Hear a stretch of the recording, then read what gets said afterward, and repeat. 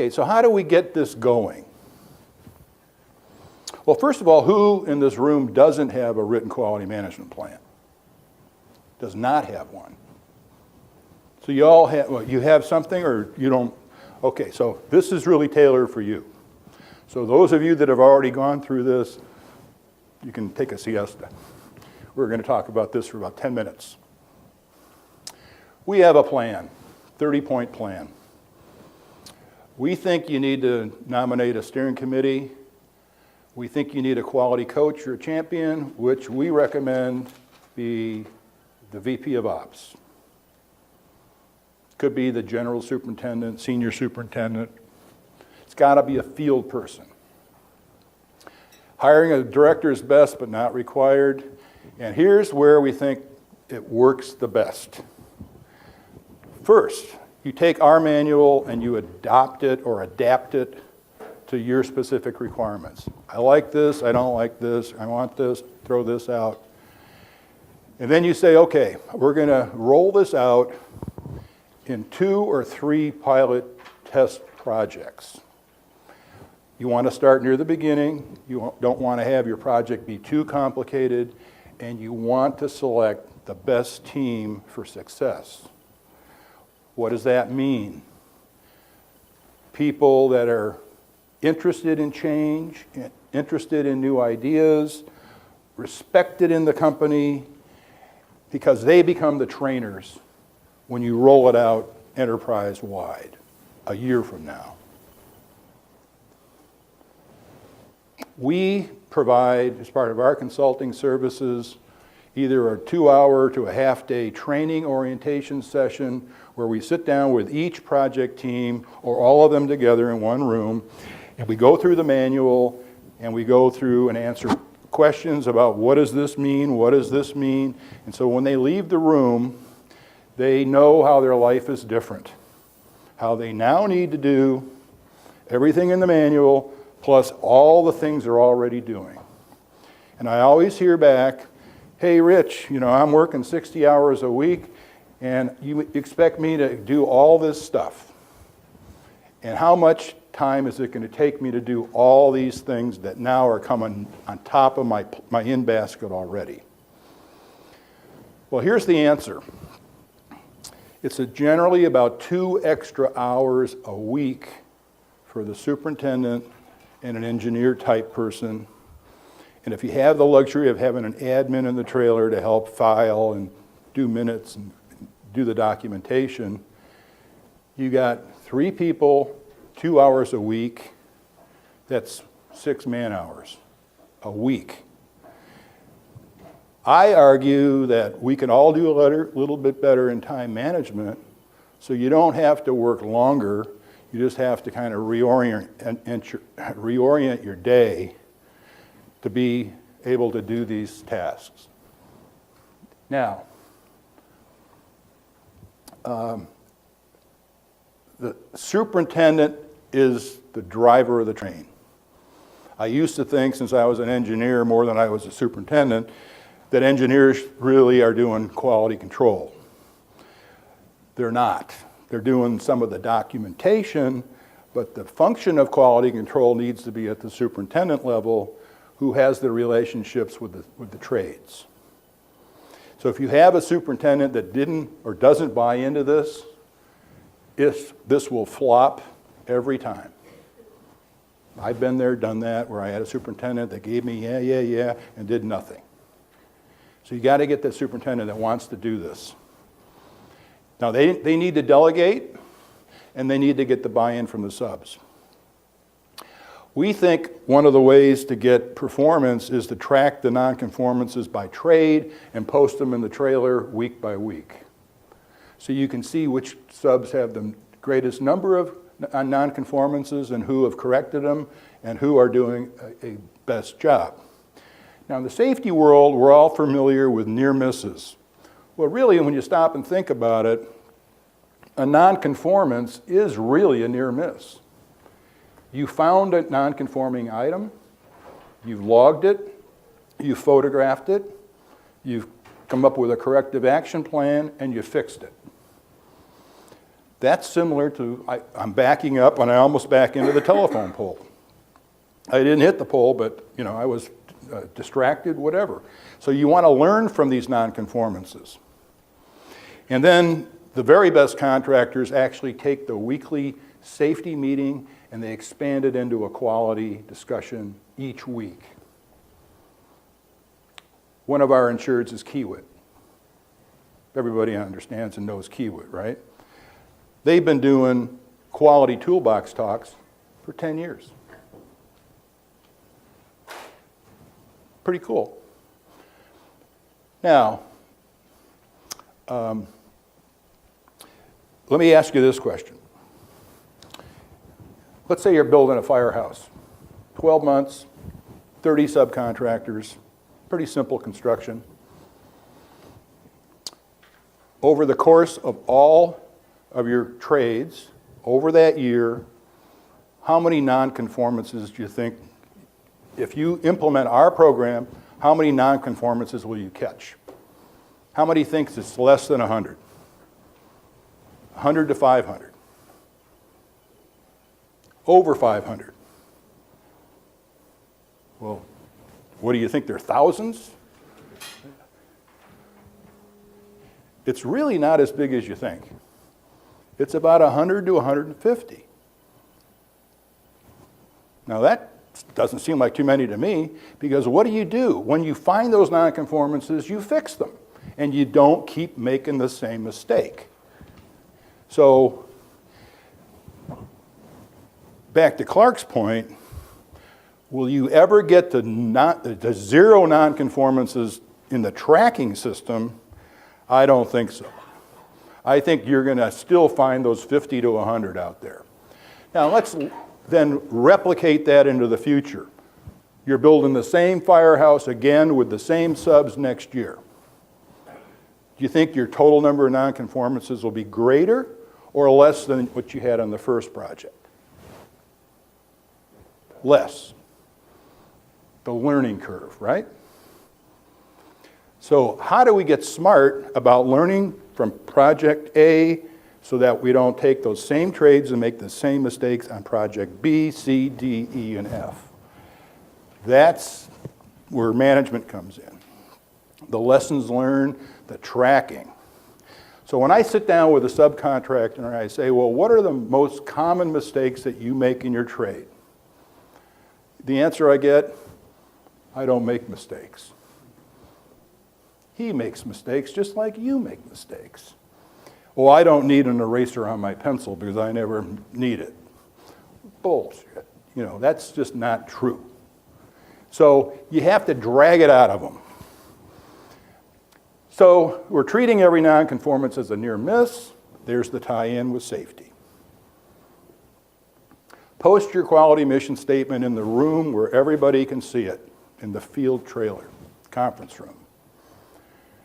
Perform constructability.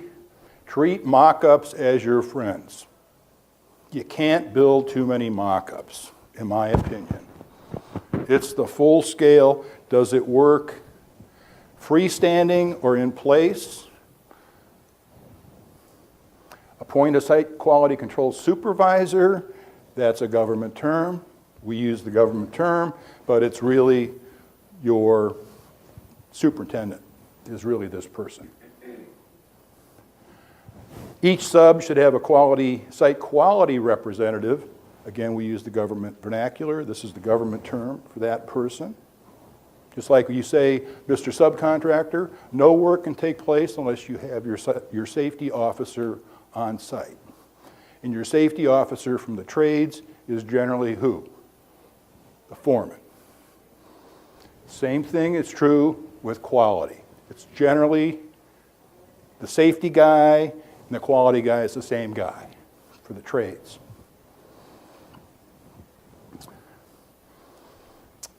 So digital photography. If you're using tablets, the camera's built right in.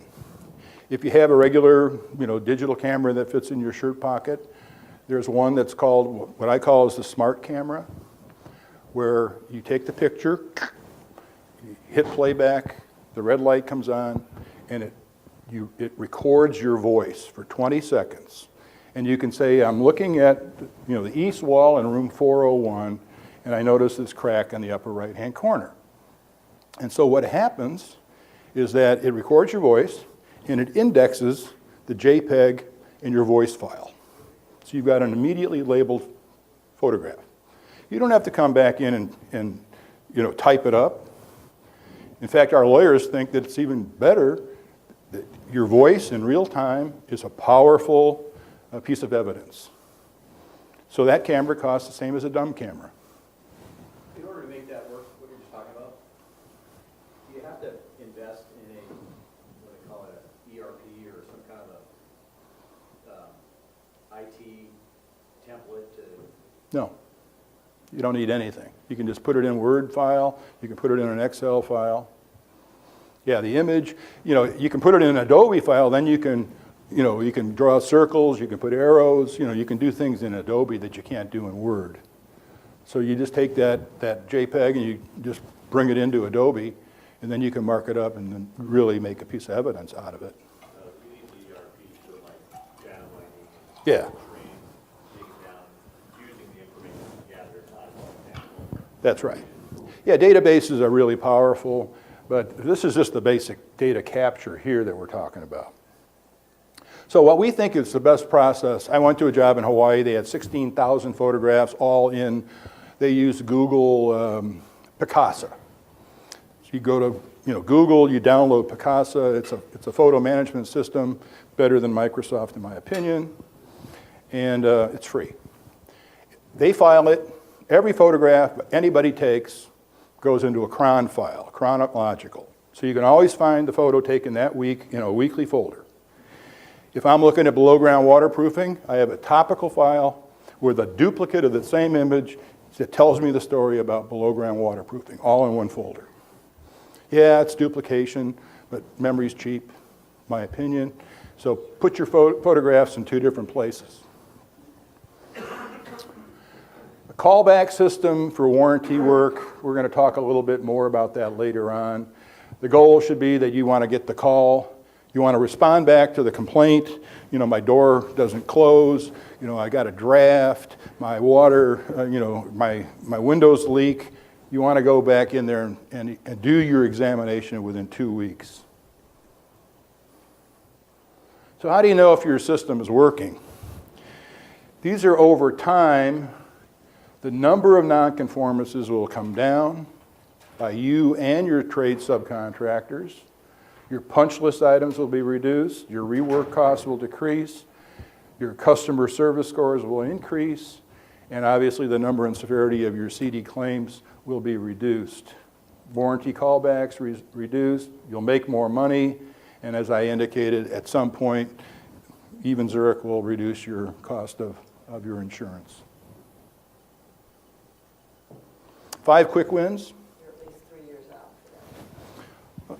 I don't know. It's some multiple number of years, if ever. We're not a charity. We're a profit-making organization. Okay, all kidding aside, how are we doing for time? Probably got about another 30, 20 minutes or so. These are the 5 quick wins. Where do they come from? Did Zurich invent them? No. Our best customers do this. We learned from them. Any material. Somebody needs to put their hand on the material and compare it to the approved submittal. Just as simple as that. We think, and our best contractors think, every one of your subs should be required to have a copy of their approved submittals in their job box, in their pickup truck. They need to be at the job so that their field people can refer to them. How many subs show up with the submittals? How many subs show up with the approved drawings? They come into your trailer. Hey, can you give me this? So you have to be the adult in the room, and some of your subs, as you know, are your children. And we think the best way to do this is, instead of you getting off of your butt ski, getting your submittal, going to look at the material, that's the dumb way to do it. The smart way to do it, the sub comes to you with his submittal and says, hey, Roy, let's go look at this material. And we verify it's the right model number, it's got the right trim kit on it, and yes, it's the right stuff. So that's the way you do material verification, the smart way. Pre-install meetings, first work in place inspections, and follow-on inspections. These are what is called the 3 phases of control. Corps of Engineers been around for 75 years. This is the good stuff from the government program. It's basically plan the work, work the plan. A pre-install meeting is not the same as a pre-construction meeting. The pre-construction meeting is, what's your scope of work, what's your schedule, give me your schedule of values, what number of hours per day are you going to work, where are you going to start, where's your laydown area, et cetera, et cetera. This is a different meeting. This is about building it. This is a meeting with the trade, the architect, the engineer, the owner, and yourself. And you basically lay out all of the drawings, the manufacturer's installation instructions, the approved submittals, and you scrub through everything. And you eliminate inconsistencies and duplication. And at that meeting, you talk to the foreman. The foreman that's going to run the crew must be there. The home office supervisor, VP, PM, has got to be there. Somebody that can commit the subcontractor. As part of that meeting, you're going to say, when are you going to start? We like to think that the pre-install meeting is done a week or 2 weeks in advance of when you're going to start. That gets you thinking about making the work area ready for that trade. And let's say they're going to start sooner than that. Part of this meeting, you will get up and you're going to say, okay, Kate, where are you going to start?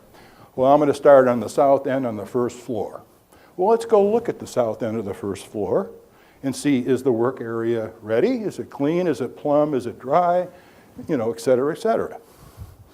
And if Kate's the foreman, I'm going to say, Kate, when you start, within a day or two of you starting, we are going to come and we're going to inspect your work, which is called the first work in place inspection. Can I back up? Yeah. Does Zurich ever facilitate those pre-install meetings, or when you are working with a client who's trying to get a quality program going? We give you pre-installation agendas that helps you organize the meeting. We have that trade by trade. So we're going to ask you, in your words, to show us how you're specifically complying with the specifications and the manufacturer's installation instructions. So you're going to tell us in your words how you're meeting the requirements in the field. And most foremen have never been asked that. They're surprised when you show up. They're going to say, oh, look at all these shiny pants people. What are they doing here? Well, if I don't condition you that this is going to be part of your obligation to us to be accountable, we can set you up to be nervous, to fail. And we're going to nitpick the heck out of your work, and you're going to have to redo it. We want to flip that expectation completely backwards to make you successful by having you kind of think it through. And if you have to translate it into Spanish or Russian or Polish, you have to do that, right? We don't here to translate the documents into your crew's language. So this is one of the most important elements of a quality plan, is this first work in place. Now, after that, it's daily inspections done by construction inspection checklists. And if you've ever read construction inspection checklists, typical, I have a room full of them from our customers. They're long.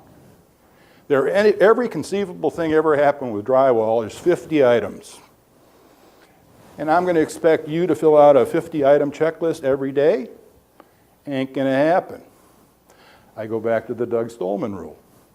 5. Give me the 5 things that are most common in this trade that I want you to inspect daily. And if you can take a photograph, take a photograph. And give me those photographs once a week. And you say, oh, I mean, most subs don't have a camera. They don't know how to move the images on and off the camera into the computer. But believe it or not, we have very many customers that ask their subs to give them photographs on a weekly basis, and they do. Now, let me ask you another question. Our attorneys always like to bring this up when they're defending you. And they say, if I had a choice of having a photograph or a construction inspection checklist for that same item, what would be preferable? How many think the inspection checklist? How many think the photograph? The photograph. Attorneys always have a double edge. They like both. They like redundancy. As much evidence as they can get. Right? But keep it simple, stupid is really true in this. Less is better. Because we're looking for the 3 to 5 that are wrong, not the 98 that are right. We're looking for the exception to the rule